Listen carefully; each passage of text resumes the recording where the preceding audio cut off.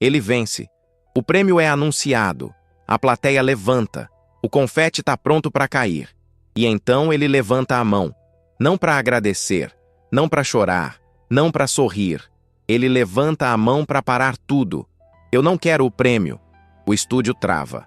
Não é aquele silêncio bonito de emoção. É silêncio de erro. De coisa que não devia estar acontecendo ao vivo. O apresentador sorri errado. Os jurados não sabem onde colocar as mãos. A câmera dá um zoom nervoso, como se pudesse consertar a situação. E eu, assistindo, sinto um arrepio seco, daquele que não vem de surpresa. Vem de vergonha, porque não é qualquer vencedor. É um homem com roupa gasta, olhos fundos, barba por fazer, segurando o microfone como quem segura uma última chance de não desaparecer. Ele continua. Eu não quero sair rico. Eu só queria comer e dormir em paz. E eu queria um abraço, porque ninguém me toca. Você consegue imaginar alguém dizendo isso em rede nacional? Você consegue imaginar ouvir isso e não saber para onde olhar? O país inteiro prende a respiração, não por empatia, mas porque ninguém estava preparado para ouvir a verdade daquele jeito. E naquele segundo, eu entendo uma coisa que me desmonta. Isso não é um discurso. Isso é um pedido que nunca deveria ter sido feito num palco. Só que agora eu vou fazer o que ninguém fez naquela noite. Eu vou voltar alguns passos, porque se eu te entregar tudo agora, você perde o detalhe que muda tudo. O detalhe que aconteceu fora das câmeras. O detalhe que explica por que aquele pedido não podia ser atendido. E quando você descobrir o que realmente aconteceu antes, durante e depois daquele palco, você vai entender por que esse homem não ganhou só um programa. Ele obrigou um país inteiro a encarar o próprio desconforto. Então fica comigo até o final, porque essa história não termina no palco. E antes de continuar, faz duas coisas agora sem pensar muito. Se inscreve no canal, porque histórias como essa não aparecem duas vezes. E compartilha esse vídeo com alguém que ainda acredita que ignorar também não é uma escolha. Agora vem, porque a parte que ninguém viu é a parte que mais dói. Eu tenho um canal. E com o tempo, eu aprendi uma coisa perigosa. Quando a gente vive de contar histórias, a gente começa a achar que já viu de tudo, que nada mais surpreende, que certas cenas já vêm com legenda pronta. Até o dia em que isso caiu por terra. Eu saí de casa correndo, atrasado, olhando para o celular, respondendo mensagem, resolvendo coisa do canal, pensando em conteúdo, cabeça longe do corpo, corpo no automático. E foi aí que eu vi ele, sentado na calçada perto da estação. Um pedaço de papelão no chão, roupa rasgada demais para proteger do frio, mãos tremendo, uma sacola plástica vazia. Ele não pediu dinheiro, não estendeu a mão, não chamou atenção. Ele só olhou. E eu fiz o que quase todo mundo faz. Eu desviei. Não foi um desvio consciente, não foi crueldade declarada. Foi pior, foi automático. Aquele desvio treinado pela cidade. Aquele reflexo social que diz, segue. Não complica, não olha muito, porque se você olhar, você vai ter que sentir. Você já fez isso? Já fingiu que não viu alguém só para conseguir continuar o dia? Só que naquele dia, eu olhei meio segundo a mais, e foi esse meio segundo que me quebrou, porque eu percebi um detalhe que não saía da minha cabeça. Ele estava murmurando uma música, baixinho, quase sem voz, como quem reza para não desaparecer. Não era bonito no sentido técnico, não era forte, mas tinha uma verdade ali, daquelas que apertam o peito por dentro sem pedir licença. E eu senti raiva, não dele, de mim, raiva por reconhecer algo bonito e mesmo assim seguir andando, raiva por saber que, se aquela voz viesse de um palco, eu pararia. Mas ali, na calçada, eu segui. Entrei no metrô tentando esquecer, coloquei fone, rolei a timeline, fingi normalidade. Mas aquilo ficou como um incômodo que você não sabe explicar, como uma pergunta sem resposta. Dias depois, a TV ligada ao fundo, e aparece um anúncio. A maior competição de talentos do país. Inscrições abertas. Eu ri. Não por maldade, não por desprezo. Eu ri porque pensei algo que agora me envergonha admitir. Imagina aquele cara num palco desses. Imagina. E é exatamente aqui que a história começa a sair do lugar comum. Porque tudo que eu achei impossível estava prestes a acontecer. E eu ainda não fazia ideia do quanto fingir que não vi ia cobrar seu preço depois. Eu vou te contar agora o que eu só fui descobrir depois. Porque naquela noite, eu ainda não sabia de nada disso. Ele se inscreveu. Sim, o homem da calçada. Aquele que eu desviei. Aquele que eu achei impossível de imaginar num palco. E o jeito como ele se inscreveu já parecia mentira demais para ser verdade. Ele não tinha celular, não tinha e-mail, não tinha endereço. Quando pediram documento, ele puxou do bolso um papel amassado, quase desfeito pelo tempo. Quando pediram um contato, ele apontou para o vazio e respondeu sério. Deus dá um jeito. Você consegue imaginar essa cena acontecendo num balcão de inscrição, cercada de gente com currículo, vídeo editado, Instagram aberto? Agora vem a parte que ninguém acreditou. Ele passou da triagem. E não foi sorte. Não foi pena. Não foi caridade. Alguém ouviu ele cantar. E não foi aquele, nossa, que técnica. Foi pior. Foi aquele silêncio estranho que acontece quando alguém percebe algo que não sabe explicar. Um avaliador teria dito algo como: pera, que verdade é essa? Porque existem vozes que não são perfeitas, mas parecem carregar uma vida inteira dentro. E aí vem o detalhe que quase ninguém soube. Tentaram barrar ele. Um produtor falou sem rodeio. Isso vai dar problema. Isso vai chocar. Isso vai virar polêmica. A gente não pode colocar um homem assim na TV. Você percebe o peso dessa frase? Um homem assim. Mas outro respondeu frio, quase animado. Justamente por isso a gente tem que colocar. E aqui eu te faço uma pergunta que muda tudo. Isso era coragem ou oportunismo? Porque ali, naquele instante, ficou claro que o show queria audiência. Mas a história dele era perigosa. Perigosa porque não vinha com arco bonito, não vinha com final feliz garantido, não vinha pronta para caber num VT. E mesmo assim, ele entrou. Só que não entrou como o coitado. Não entrou como símbolo de superação. Ele entrou como alguém carregando uma bomba no peito. E o pavio era uma música. E quando esse pavio acende, ninguém controla onde vai explodir. Eu lembro desse momento como se fosse agora. Porque eu estava assistindo ao vivo, igual a você poderia estar. Sem saber de nada. Sem contexto. Sem proteção. O apresentador anuncia o nome dele. A câmera corta para o fundo do palco. E quando ele começa a caminhar, algo estranho acontece. O público não aplaude de imediato. Fica um vácuo, um silêncio torto, um desconforto que ninguém sabe bem como reagir. Você já sentiu isso assistindo TV? Aquela sensação de que algo entrou no lugar errado? Porque ele não combinava com o palco. Era como se a realidade tivesse invadido um espaço feito para fantasia, como se alguém tivesse aberto uma porta que deveria continuar fechada. Ele estava com a calça rasgada, casaco gasto, sapato quase sem sola. Nada ali parecia figurino. Era sobrevivência. E o detalhe que mais me perturbou, ele sorria. Mas não era sorriso de alegria. Não era nervosismo simpático. Era um sorriso que dizia: eu tô aqui. E agora vocês vão ter que me ver. O apresentador, visivelmente desconfortável, faz a pergunta padrão. De onde você vem? E ele responde sem teatralizar. Da rua. Você consegue imaginar dizer isso num palco desses? Parte do público ri. Aquele riso curto, defensivo, de quem não sabe o que fazer.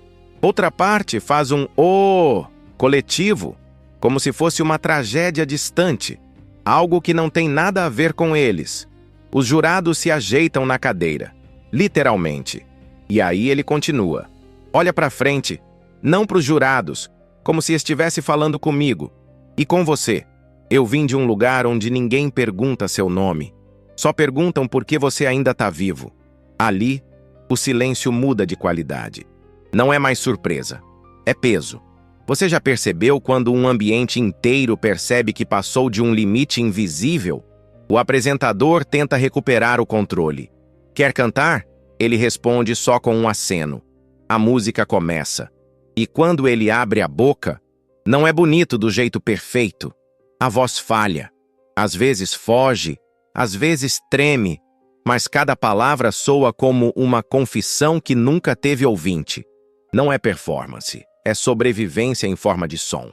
E então acontece a primeira coisa que ninguém esperava. Uma jurada começa a chorar antes do refrão.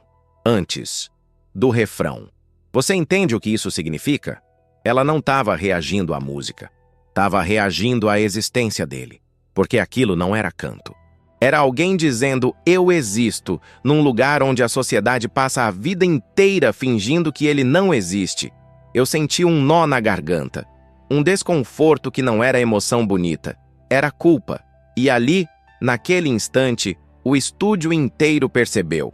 Aquilo não ia ser só uma apresentação. Mas mesmo assim, eu ainda não fazia ideia do que viria depois. E talvez você também não esteja pronto.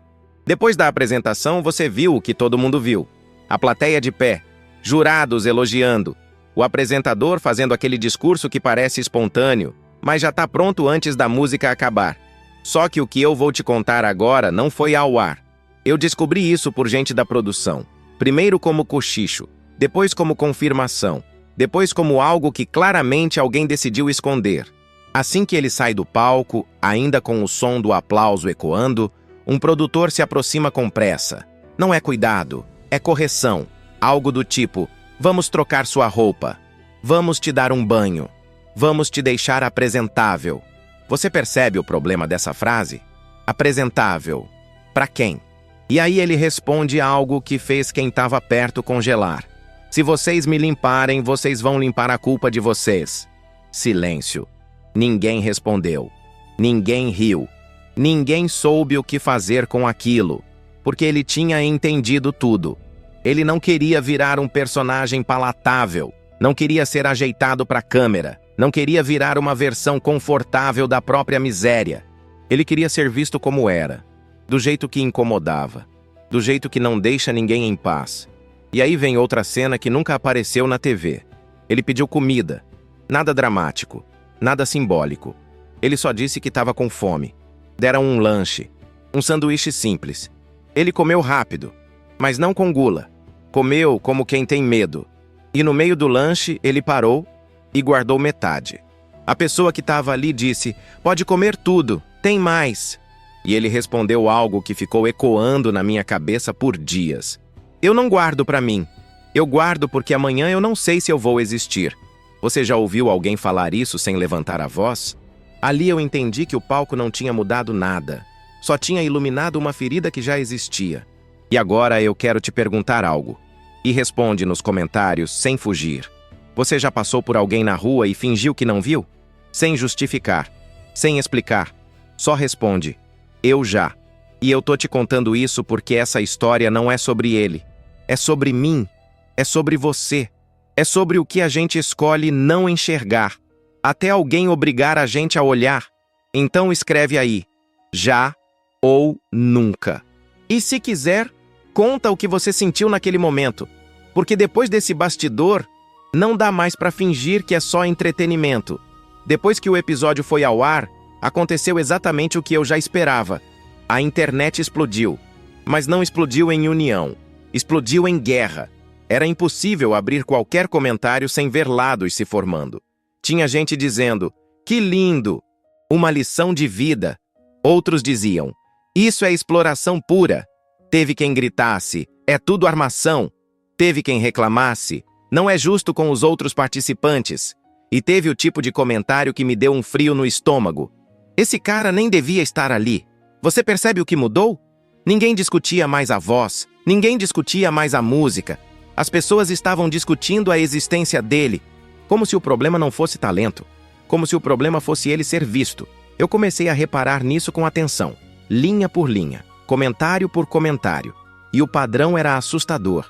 Era como se o palco tivesse feito algo imperdoável. Tivesse trazido para a luz alguém que muita gente prefere manter no escuro. Você já pensou nisso?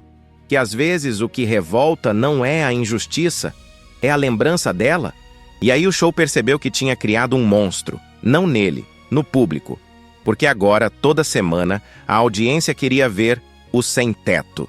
Queriam ver se ele ia chorar, se ia cair, se ia ser humilhado, se ia ser salvo, como se fosse um experimento emocional em tempo real. E o mais estranho, quanto mais a internet pedia isso, Menos ele parecia confortável no palco. Ele percebia os olhares, percebia o tom das perguntas, percebia a curiosidade doentia e parecia odiar aquilo. Mas ao mesmo tempo, ele cantava como quem não tinha mais nada a perder, como alguém que já viveu o pior, como alguém que sabe que, depois de certo ponto, não existe queda maior. Você já viu alguém assim? Alguém que canta não para vencer, mas porque não cantar seria desaparecer? E foi assim que começou o caminho até a final. Com o país dividido, com o palco virando espelho e com muita gente se odiando, sem perceber que estava brigando consigo mesma. E eu te prometo uma coisa, as surpresas não param, elas só ficam mais difíceis de engolir. No meio da competição, quando todo mundo ainda fingia que aquilo era só um show, aconteceu algo que ninguém esperava. Uma marca grande fez contato direto com ele. Não foi convite aberto, não foi público, foi silencioso. A proposta era simples e perigosa. Roupa nova, casa, dinheiro, visibilidade. Em troca, ele viraria um símbolo, um rosto, um recomeço embalado, algo do tipo: olha como a gente muda vidas. Eu sei disso porque vazou. E sei também porque depois ele mesmo deixou escapar, numa frase curta demais para ser coincidência. Chamaram ele para uma sala. Mesa bonita, ar-condicionado gelado, gente bem vestida sorrindo do jeito certo. Você conhece esse ambiente. Aquele onde tudo parece limpo demais, para a conversa suja que vem depois. Apresentaram o pacote. Você vai ser nosso exemplo, nossa campanha, nossa história de superação. E ele ficou quieto. Não perguntou o valor, não pediu tempo. Olhou para as roupas em cima da mesa, roupas novas, limpas, prontas para apagar o passado. E então ele disse algo que, segundo quem estava lá, fez o sorriso de todo mundo morrer. Eu não sou exemplo. Eu sou consequência. Você entende o peso disso? Não era ingratidão, não era orgulho, era acusação. Consequência de quê? De um país que passa por você e desvia, de um sistema que só oferece ajuda quando dá para estampar logo depois. A marca recuou. O tom mudou. O sorriso virou desconforto, porque aquilo não era bonito. Aquilo não era vendável. Era um espelho. E a partir daquela noite, tudo mudou. Ele continuou no programa. Mas agora, o clima era outro. Perguntas mais cuidadosas. Menos espontaneidade. Mais controle. Como se ele tivesse se tornado perigoso. Perigoso não porque podia errar, mas porque podia falar. E agora eu te pergunto, de verdade, se colocassem uma casa, dinheiro e um recomeço na sua frente, em troca de você virar uma história conveniente, você recusaria? Porque ele recusou. E quando alguém recusa esse tipo de acordo, o sistema nunca esquece. E ele sabia disso. Talvez melhor do que qualquer um ali. Chega a semana em que ele canta uma música que até hoje eu lembro não pela melodia, mas pelo jeito que ele respirava entre as palavras. Aquele tipo de respiração curta, controlada, como quem está segurando algo para não desabar antes da hora. Ele não fez firula, não fez nota alta para impressionar jurado, não esticou o refrão para aplauso. Ele fez uma coisa muito pior. Ele contou uma história em forma de música. Ele cantou sobre dormir com medo, sobre acordar e não saber onde estava, sobre abrir os olhos e precisar reconhecer o lugar antes de levantar, sobre gente passando ao lado e fingindo que você é parte da parede. Você já imaginou viver assim? Acordar todo dia sem certeza nenhuma, nem de teto, nem de futuro? O estúdio estava quieto. Quieto de verdade. Não aquele silêncio bonito de emoção ensaiada, mas aquele silêncio pesado, constrangido, quando todo mundo percebe que não tem como fingir que não ouviu. E no final, ele não segurou o choro. Mas não foi choro para comover. Não foi lágrima estratégica. Foi choro de cansaço. De alguém que ficou forte tempo demais. De alguém que entendeu que ali não precisava mais fingir. Você sabe reconhecer esse tipo de choro, né? Aquele que não pede aplauso, só pede descanso. E eu, do outro lado da tela, fiz algo que nunca faço. Eu parei tudo, controle na mão, tela congelada.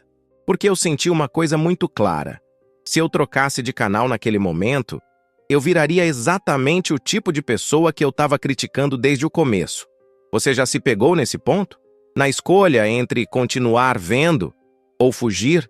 E é por isso que eu vou falar isso agora, do jeito mais direto possível, olhando para você. Se você está aqui comigo agora, se inscreve no canal. Não é por número. Não é por ego. É porque eu não faço vídeo para passar tempo. Eu faço vídeo para deixar marca, para te fazer sentir, para te fazer pensar, para não deixar essa história virar só mais uma coisa que você esquece amanhã. Se você sair daqui sem se inscrever, é fácil demais apagar isso da memória. E eu não quero que você apague. Então clica em se inscrever agora, porque ainda tem coisa que eu não te contei. Coisa que muda tudo o que você acha que sabe sobre esse homem e sobre esse programa. E segura, porque a próxima parte parece mentira, mas não é. Uma semana antes da semifinal, surge uma notícia pequena, quase invisível, daquelas que passam despercebidas se você não estiver atento. Ele não apareceu nos ensaios. A produção soltou as explicações de sempre. Problema de logística. Não conseguimos contato. Ele se perdeu. Você já percebeu como versões oficiais sempre vêm prontas e quase nunca completas? Mas aí alguém de dentro deixa escapar uma frase curta demais para ser coincidência. Ele não foi porque alguém tentou impedir. E essa frase espalha. Rápido. Começam os rumores. Uns dizem que ele foi abordado na rua. Outros dizem que jogaram as coisas dele fora. Tem gente que jura que ouviu alguém falar olhando nos olhos dele. Você não pertence ali. Eu não posso afirmar cada detalhe. Muita coisa virou fofoca. Muita coisa foi distorcida. Mas tem uma coisa que eu posso afirmar com absoluta certeza.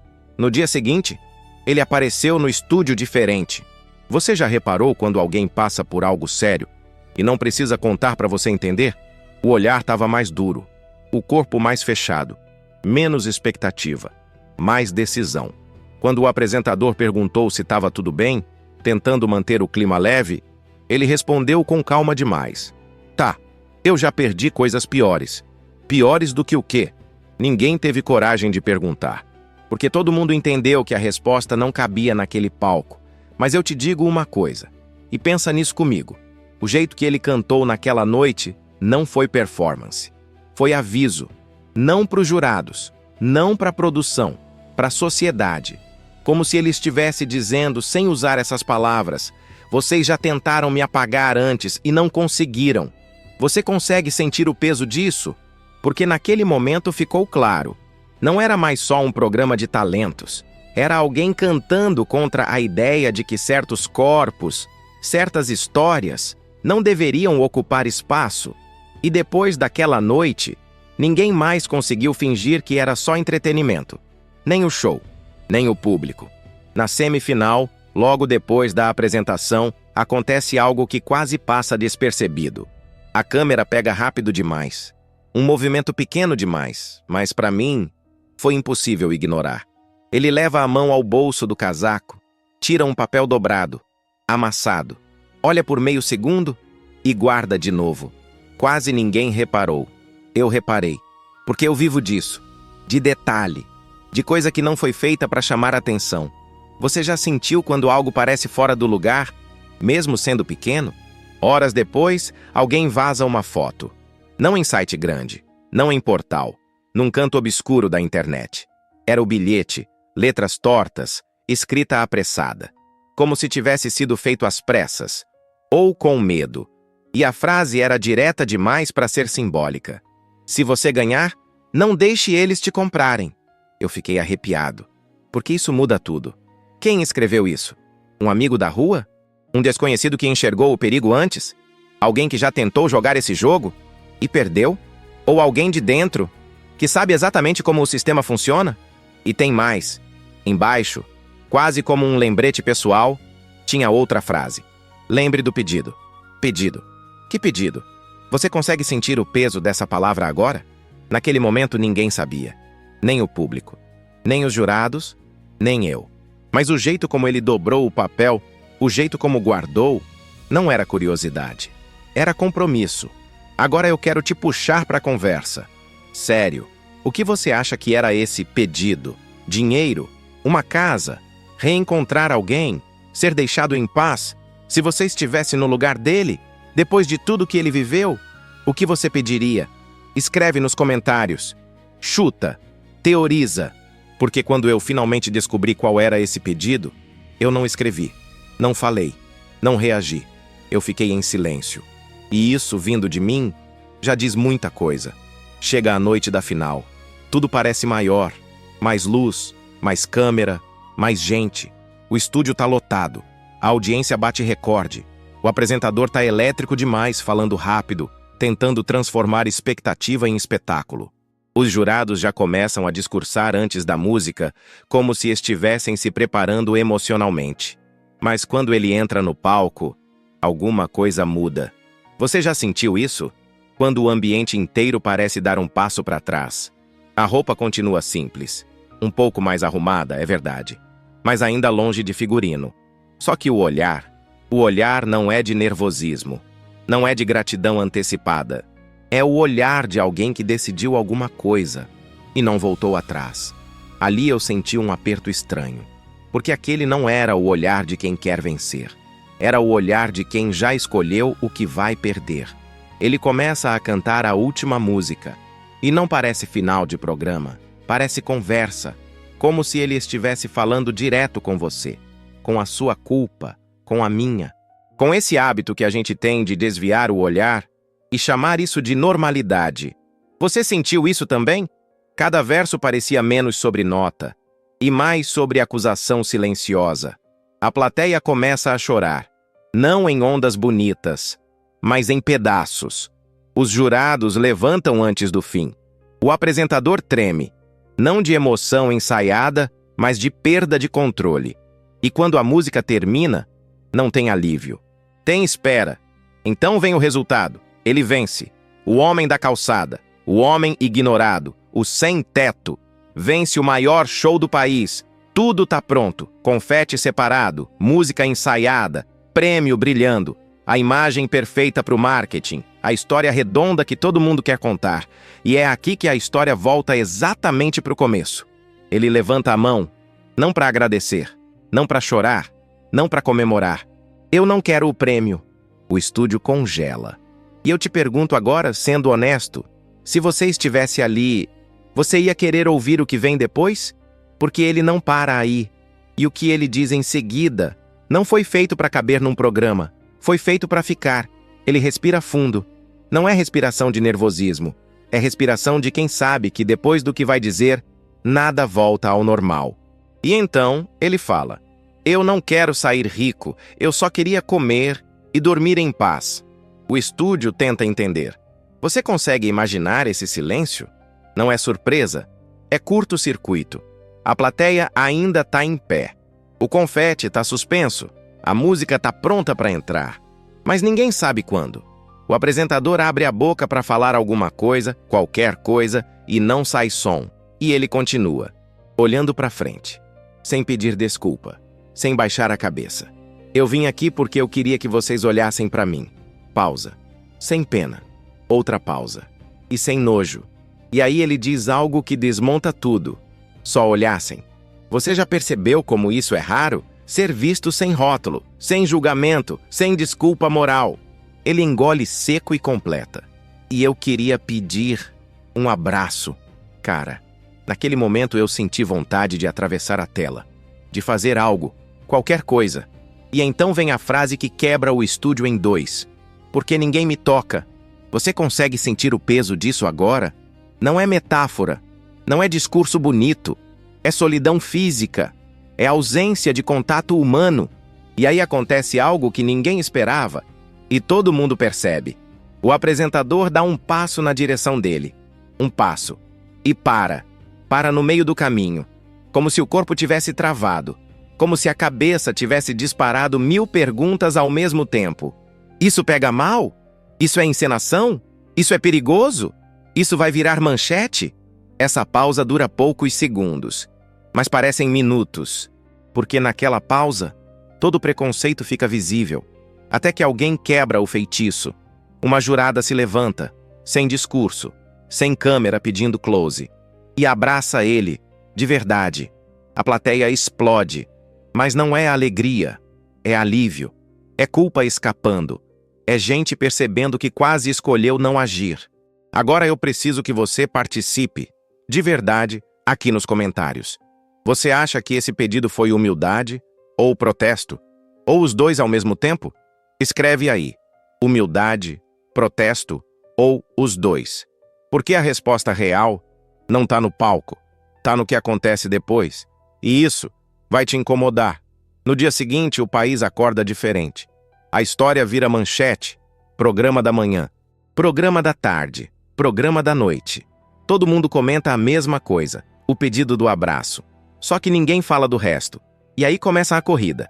Uma corrida estranha, para resolver ele. Casa, emprego, roupa nova, tratamento, sessão de fotos, contrato, convite para virar exemplo. Você já percebeu como o sistema odeia quando algo fica sem solução rápida? Mas ele começa a dizer não. Não para entrevista. Não para publi. Não para contrato. Não para virar símbolo. Ele recusa tudo. E sabe o que mais me incomoda? Ninguém entende por quê.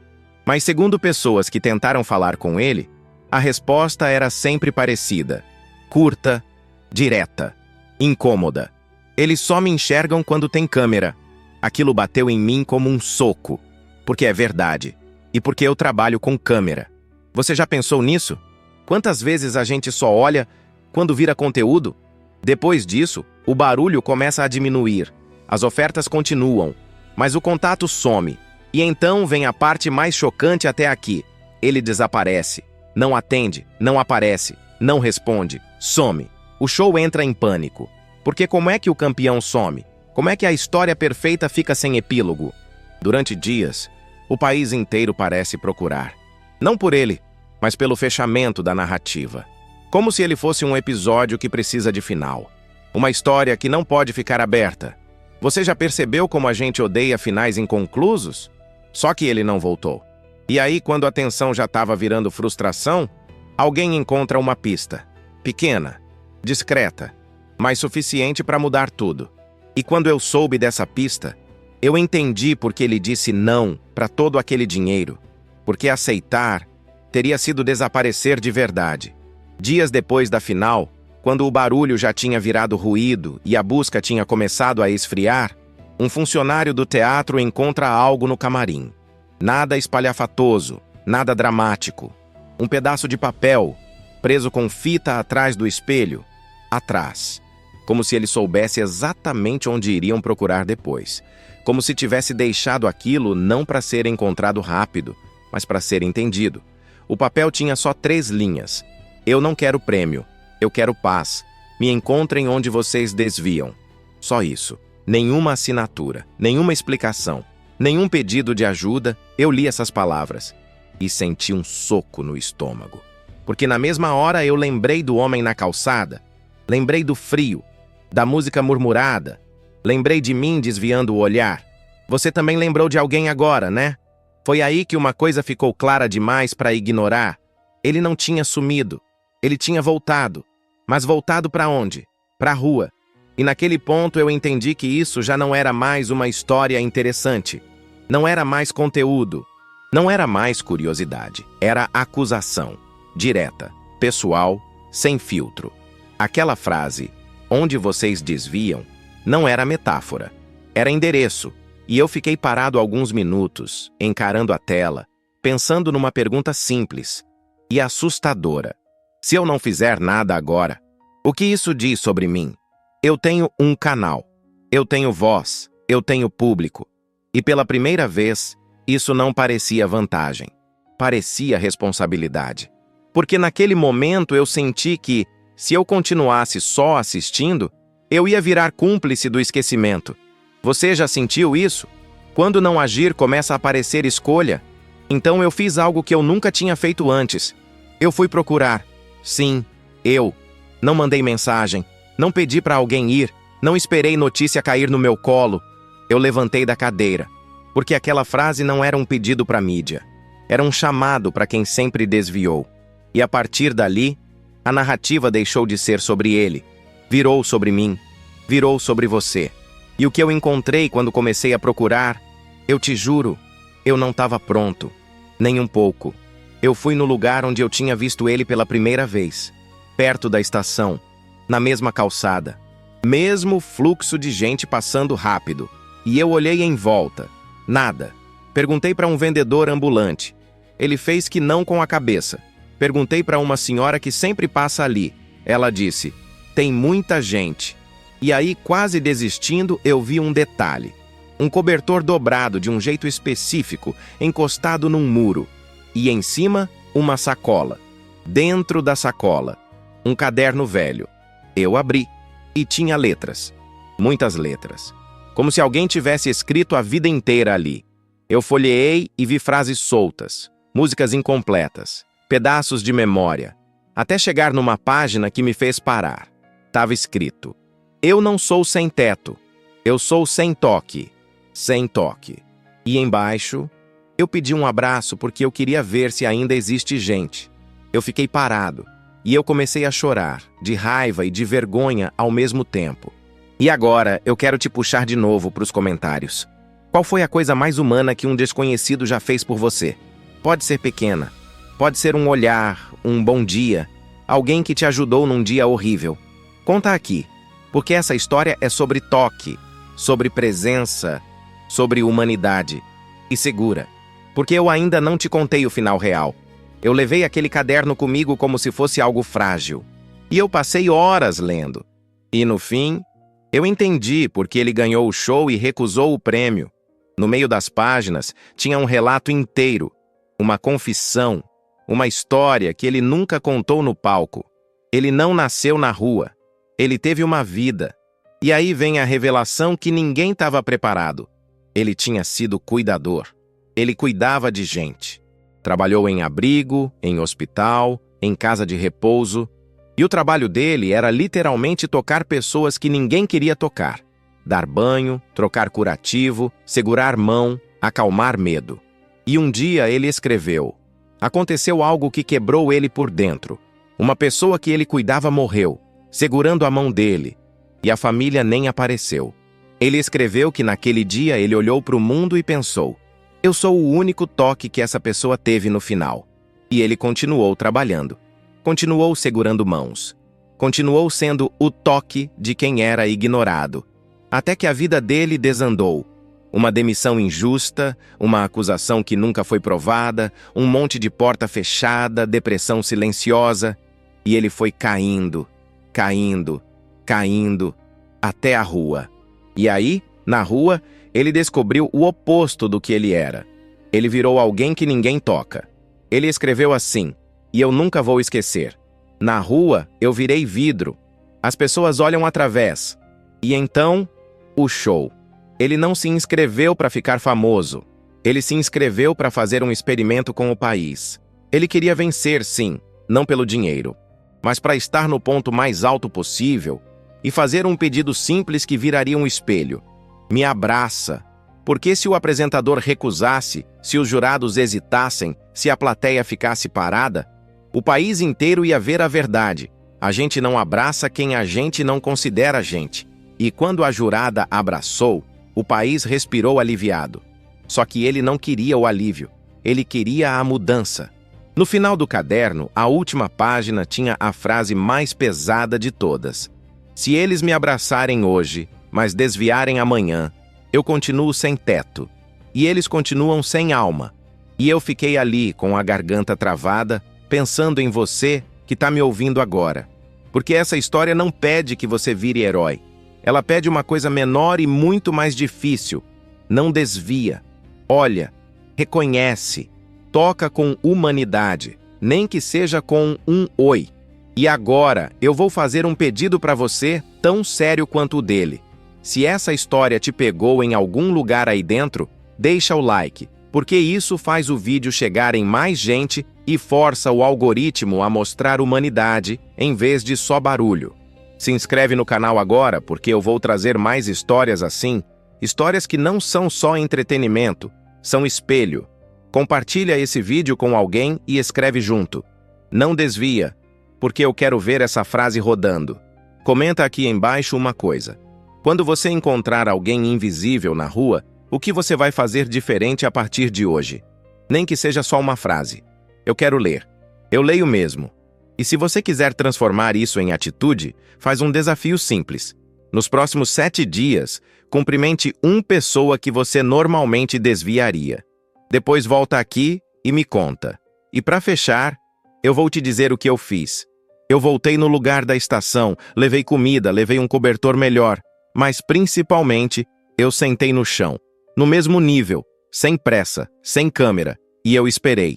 Porque no fundo, eu entendi que o pedido impossível de ignorar não era o abraço da final. Era o abraço que a gente deve quando não tem plateia. Se você quer continuar comigo, eu te recomendo o próximo vídeo. A história do dia em que um desconhecido me salvou sem saber